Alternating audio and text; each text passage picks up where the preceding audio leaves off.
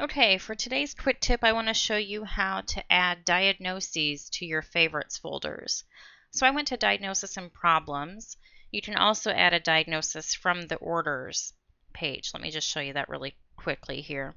If you go to Orders and plus Add, you also have a small Diagnosis and Problems that appears to the left. Okay, I'm just going to click off of here and go back to Diagnosis and Problems because it's a little bit bigger. So same look as the plus add from the orders page, but just expanded here with diagnosis and problems. So if I'm going to add a diagnosis to my favorites list, I'm going to type in my favorite diagnosis here, and I can either click enter or click on the magnifying glass. So for CHF, when I select that, then add to favorites lights up here at the bottom. So if I click on that, I pop into my favorites folder. I want to create a folder. I'm going to say my common diagnoses. And I'm going to say enter. So it creates the folder. And now I need to highlight that folder. And I'm going to say OK. Okay.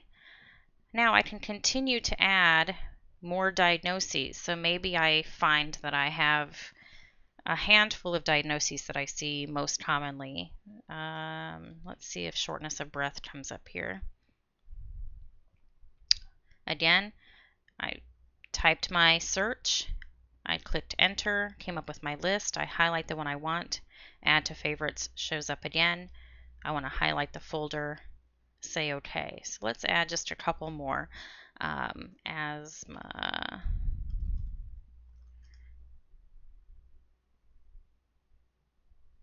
And you can select the one that is closest to the one that you want, but I just want to add a few to demonstrate here.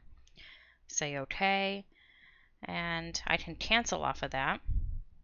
And now as you see when I'm on my diagnosis and problems, I also now show a diagnosis, or excuse me, my common diagnosis folder.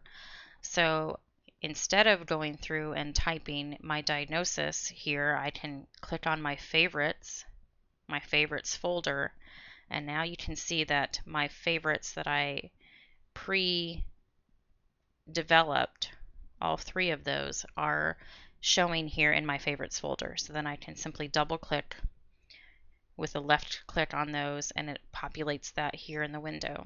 I'd want to make sure that I'm on the right type of diagnosis before I say OK, maybe changing working to admitting, but at least I have my most common diagnoses already saved for me in a folder. Okay, that's the tip of the day.